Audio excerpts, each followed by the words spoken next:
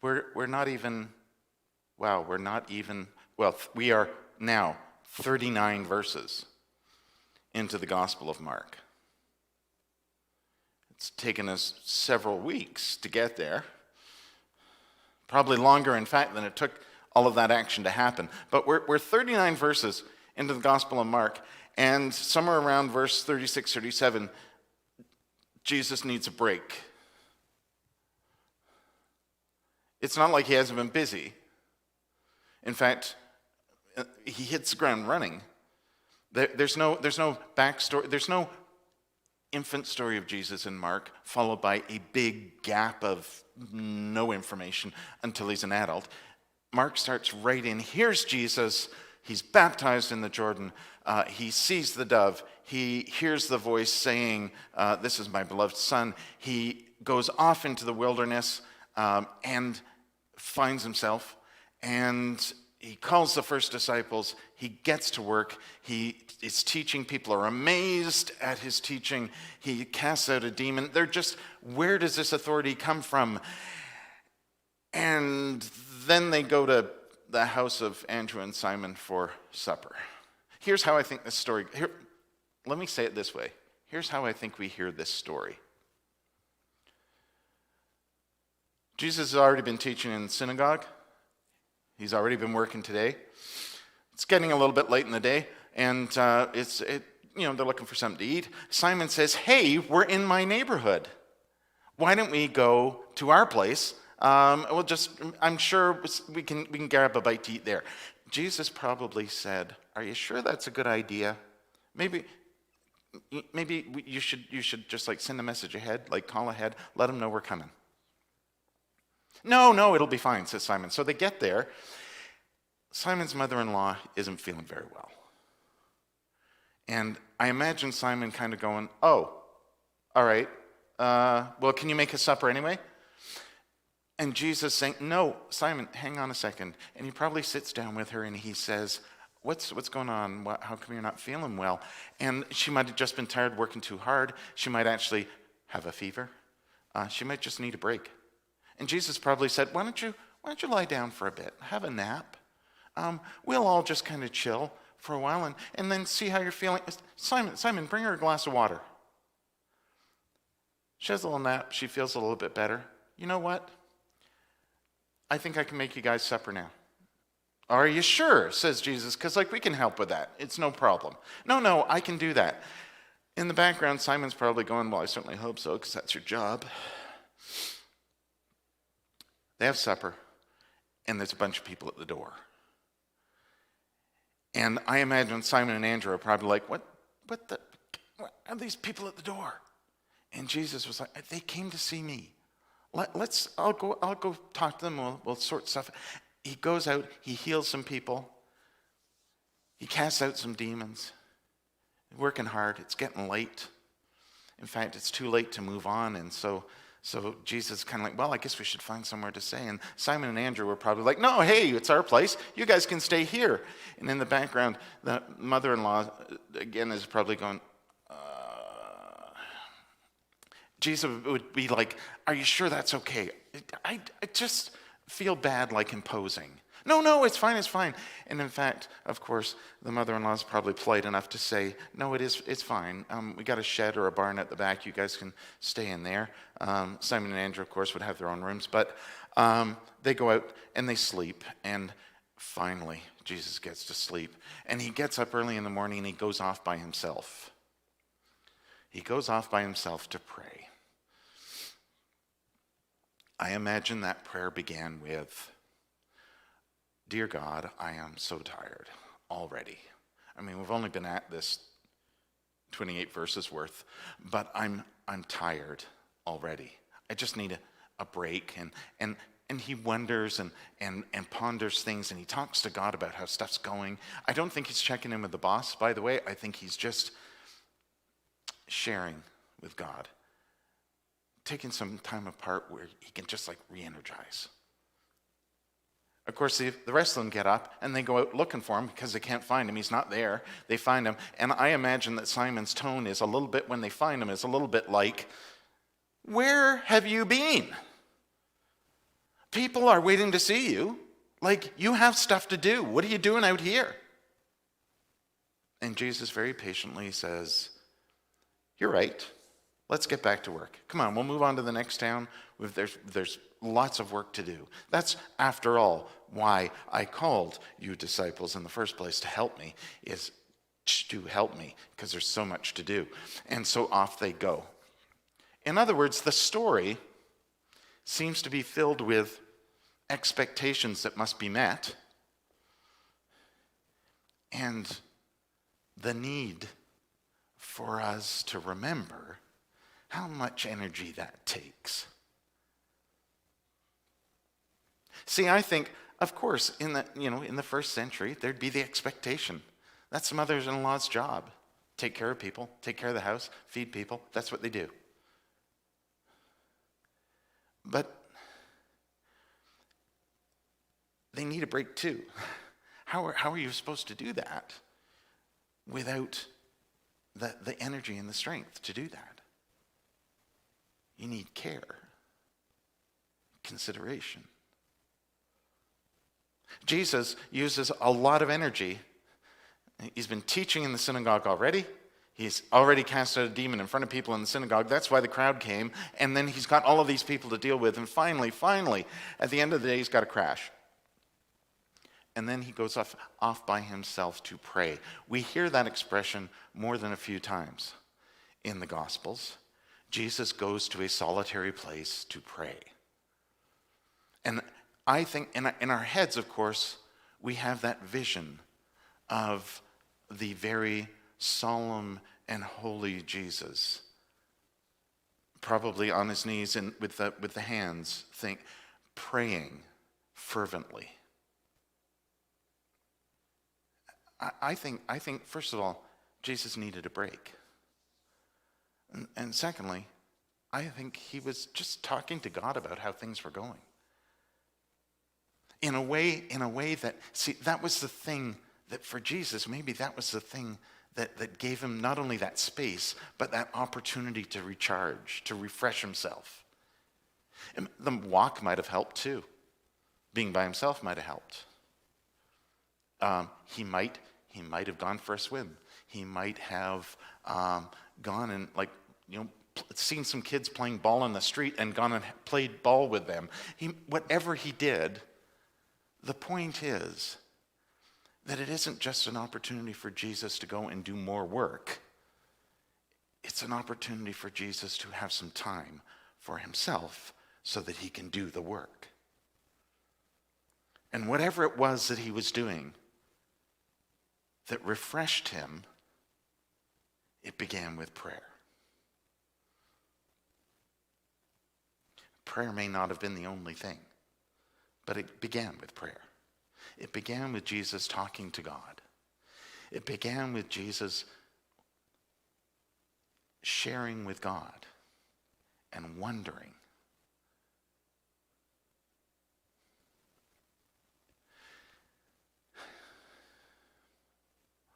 We're in the same boat. We're in the same boat with Jesus on this, I think. I think when we find ourselves tired, in need of refreshment, in need of re-energizing, it's not enough to just go off by ourselves or to find some space. That might not do it. Just as having a good sleep might not do it either. That might give you the rest that you need, but it may not be the thing that recharges you. We need that too. Because I think Jesus isn't just about healing people in the very seemingly physical or casting out demons, spiritual way that it seems to be implied in the story. I think Jesus is about the wholeness of people. The reconnecting people not only with God, but with themselves and with their community. I think that's what those stories are about. Jesus' idea of well-being, Jesus' idea of wellness, of health, is wholeness. that we are well with God, with each other, and with ourselves. And we need that. We are not always good at that.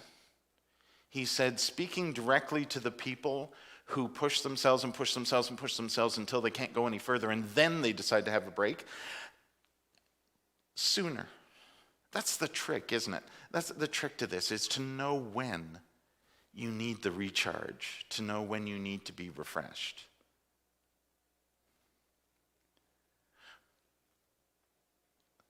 That's a great thing about, by the way, that's the great thing about church every Sunday. Whether you need it, it's there, but it's an opportunity to reconnect as a community, to listen, to be inspired, to be refreshed. It's an opportunity to take a moment and focus on your relationship with God, your relationship with your church community, how your relationship then connects with the rest of the world. It's for many people, I think for many people who have a sense of spirituality, there are so many varieties of ways in which you can do that. That's why, first of all, that's why there are so many churches, but that's also why there's so many people who don't go to churches. The manner in which they connect with God is different. The important thing is that you do. The important thing is not just that you connect with God, but that you see how that is your connection with each other and with the world. That God, however you know God, is in all things. That's why Jesus' sense of wellness is about wholeness, not just about one piece, but about wholeness. I don't mean for even a second ever to suggest that when we read a story of healing, of Jesus healing someone, that there isn't a physical aspect to that requires some healing. And maybe Jesus was able to help them with that. But it's not the only piece. Just as when we hear stories of Jesus casting out a demon, however you choose to interpret that story, the wellness wasn't just spiritual, mental, or emotional. I bet there was a physical aspect to that too. Jesus is about wholeness. Not just for you, but for himself. And we need to be about that too. It's funny how later on we'll hear Jesus say, in response to that famous question about which is the most important commandment, right?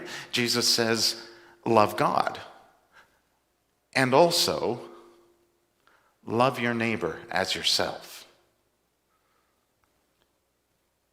He's covered the most important pieces of the relationship, right? You, God, your neighbor. But you can't love your neighbor as yourself unless you already love yourself. So loving yourself is a pretty fundamental piece of that. We're going to get there, but here's Jesus already. Perhaps trying to remind us that care for others, whatever form that care needs to take, is also rooted in how you care for yourself. You can't spend time caring for others unless you have cared for yourself enough to have the energy and the spirit to do it. You need that. Not just the physical energy, but the mental and emotional and spiritual energy to do it. You need to care for you. So when we hear about how Jesus went off by himself to pray, I think that's what Jesus is doing. And I think it begins with connecting with God. It begins with connecting with God reconnecting with God, reconnecting with the world around him, and finding the thing, not just the space, but finding the thing that inspires and gives him energy and refreshes. We each need to find that thing, or those things that are ours. Right now is a pretty tricky time to be doing that, isn't it? Because for many people, the very thing that we hear in the story, Jesus went off by himself, is the thing that we're most tired of right now. Is that we're unable to connect with the community in the way that we know we can. The way that we might feel gives us the energy. We have to find new ways to do that. You might also find that what you're actually tired of and need a break from is the solitariness of that, the aloneness part. You have to find a way that brings you the energy that you need, the refreshment that you need. We are all, I think, we're all tired. We're all tired of so much right now. In order to care for each other, we need to find the ways that bring wholeness to ourselves as well. It doesn't mean that we sacrifice care of others for it. It means that we find the time, we find the space, we find the place, we find the prayer that helps us be whole.